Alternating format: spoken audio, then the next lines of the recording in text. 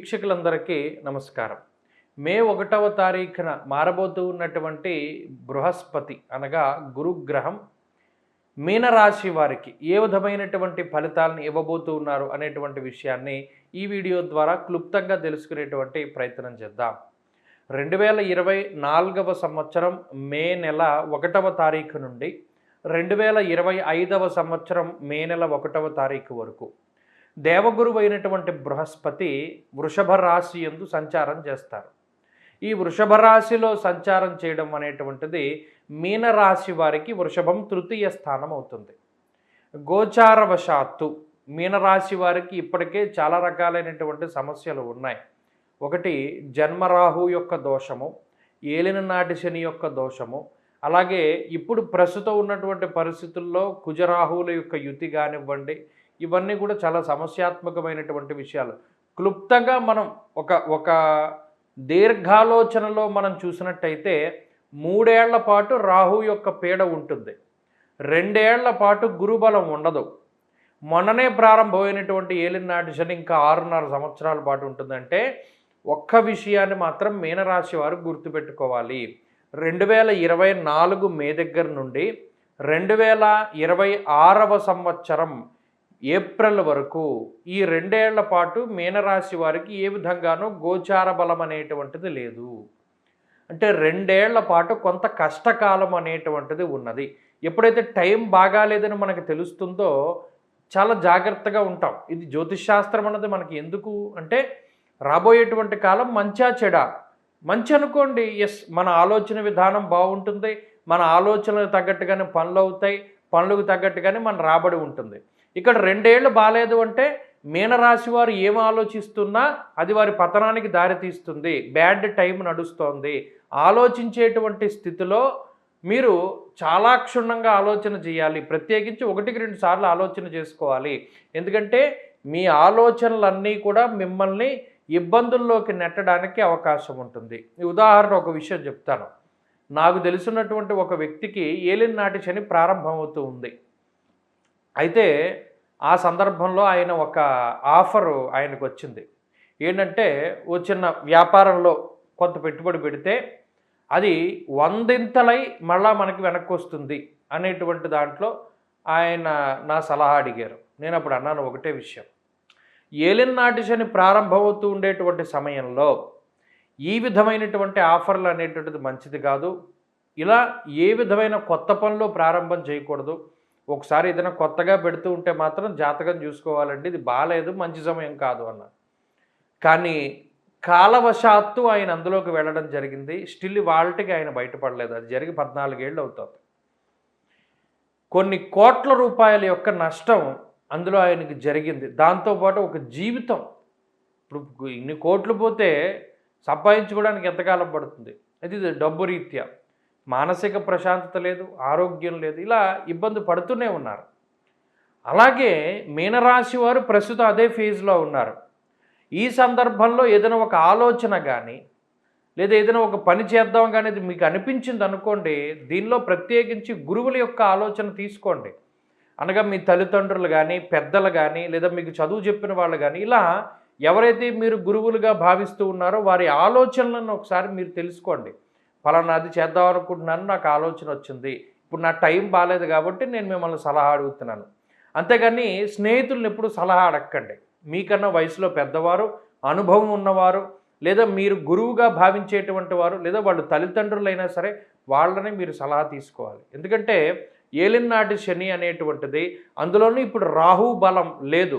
3 ఏళ్ల పాటు రాహు ప్రతికూలము, 2 ఏళ్ల పాటు గురువు ప్రతికూలము, 6 ఏళ్ల పాటు శని ప్రతికూలం. కాబట్టి ఇందులో ఏది చేసినా ఇబ్బంది పడడానికి అవకాశం ఉంది. జాతకం బాగుంటే తప్పితే, ఇప్పుడు గోచారం పూర్తిగా దెబ్బతింది, కానీ జాతకంలో దశాంతర్దశలు గనక బాగుంటే ఇది తగ్గుతుంది, ఈ దోషం తగ్గుతుంది. అందువల్ల ఒక్క విషయాన్ని దృష్టిలో పెట్టుకోండి, మీనరాశి వారు ఏం చేసినా చాలా జాగ్రత్తగా ఉండాలి. ఈ సమయంలోనే చాలా రకాలైనటువంటి ఆలోచనలు వస్తాయి. ఉద్యోగం మానేద్దాం, వ్యాపారం పెట్టుకుందాం, లేదా వ్యాపారాన్ని మార్పు చేద్దాం, విస్తరిద్దాం, లేదా ఇంకో దాంట్లో మనం పెట్టుబడులు పెడదాం, లేదా ఇంకో రకంగా మనం ముందుకెళ్దాం, ఇలా అనేక రకాలైనటువంటి ఆలోచనలు మనం పాడైపోవడానికి వస్తాయి. ఎప్పుడు ఒకటే దృష్టిలో పెట్టుకోవాలి. ఎస్, టైం బాగాలేదు, టైం బాగాలేదు. ఈ టైం బాగాలేకపోతే ఏంటి? తృతీయంలో గురుడు ఉన్నప్పుడు, జన్మరాహు ఉన్నప్పుడు, ఏలినాటి శని ఉన్నప్పుడు ఏమవుతుంది అంటే మానహ నిర్మణ క్లేశం కృష్యర్భోజన పల్పసః ధారాపుత్ర విరోధస్య ప్రవాసం రోగపీడనం అంతఃక్లేశం ధనచ్ఛేదం వ్యయద సర్వదోషద. ప్రతిదీ చెప్పుకుంటూ వచ్చారు. ఎలా ఎలా పాడైపోతాడు ఒక మనిషి. కాలం సరిగా లేనప్పుడు ఈ గ్రహస్థితి ఈ విధంగా ఉన్నప్పుడు ఒక మనిషి ఎలా పాడైపోతాడు అనేటువంటిది చాలా చక్కగా వివరించుకుంటూ వెళ్ళారు. మొదట మానసికంగా దెబ్బతింటాడని చెప్పారు. ఎలాగా? మానహ నిర్మణ క్లేశం కృష్యర్ భోజన పల్పసః, నీలాపనిందలు పడవలసి వస్తుంది. ఎప్పుడైనా ఒక వ్యక్తి తనకి సంబంధం లేనటువంటి విషయాల్లో ఇతరుల యొక్క నీలాపనిందల్ని అనుభవించవలసి వస్తే ఏం చేసుకుంటాడు? చాలా ఇబ్బందులు పాలవుతాడు. తట్టుకుని నిలబడగలగాలి. టైం అంత కాదు, ఈ ఆరోపణలన్నీ నిజం కాదు, ఎప్పటికైనా నిజం నిలకడ మీద తెలుస్తుంది అనేటువంటి విషయంతో చాలా ధైర్యంగా ఉండాలి. అలాగే ఖర్చులు పెంచేస్తాడు. ఈ గ్రహస్థితి ఏం చేస్తుందంటే ప్రధానంగా ఆర్థిక ఇబ్బందులు, మానసిక సమస్యలు, ఆరోగ్య ఇబ్బందులు వీటినే కలగజేస్తుంది. అలాగే ఉద్యోగపరమైనటువంటి సమస్యలు. ఇలా ఒక మనిషిని చాలా రకాలుగా ఉక్కిరి బిక్కిరి చేయడానికి అవకాశం ఉంటుంది. ఇందులోనూ కర్మ ఆధారితంగా ఉంటుంది. ఇది అందరికీ ఇలా ఉంటుందని కాదు, కొంతమందికి బాగుంటుంది కూడా ఏలినాటి శనిలో. అటువంటి వారు మంచి కర్మ చేసినటువంటి వారు. ఈ గురువు కానీ రాహువు కానీ కొంత ప్రతికూలతలను ఇచ్చిన శని కాపాడుతుంటాడు వాళ్ళకి. అది విచిత్రం. చాలామందికి వివాహాది శుభకార్యక్రమాలు జరుగుతాయి ఇందులో కూడా. అలాగే సంతానం కలుగుతుంది ఈ గ్రహస్థితిలో కూడా. ఇది వారు చేసినటువంటి కర్మలు. మెయిన్ జాతకం లగ్నాత్తు చూసుకునేటువంటి జాతకం మీద ఆధారపడి ఉంటుంది. కాబట్టి మీనరాశి వారికి నేను చెప్పదలుచుకుంది ఏంటి అంటే మానసిక సమస్యలు, ఆర్థిక ఇబ్బందులు, ఆరోగ్యపరమైనటువంటి చికాకులు, మానసిక భయం అనేటువంటిది కొంత ఎక్కువగా ఉంటుంది. కాబట్టి అటు రాహు బలము లేదు, ఇటు ఈ గురు బలము లేదు 2 ఏళ్ల పాటు. అలాగే ఏలినాటి శని ఉంది. కాబట్టి గ్రహస్థితి బాగాలేదు అనేటువంటి విషయాన్ని దృష్టిలో పెట్టుకోండి. ఎప్పటికప్పుడు తగిన రెమెడీస్ని పాటించండి. అంటే ఏం పాటిస్తారు? శనివారం కానీ ఆదివారం కానీ మద్యమాంసములు భుజించరాదు. ఏలినాటి శనిలో నూనె పదార్థాలు బయట తినకూడదు. చెప్పులు వేసుకుని నడవకండి శనివారం నాడు. ఆదివారం నాడు ఆదిత్య హృదయం చదవండి. శని ఆదివారాల్లో మద్యం కానీ మాంసం కానీ ముట్టుకోకండి. మిగతా రోజుల్లో తీసుకోండి. అది కూడా మీకు ఇంకా ఉండలేమనుకుంటే సాధ్యమైనంత వరకు గురువారం నాడు శనగలు దానం చెయ్యండి.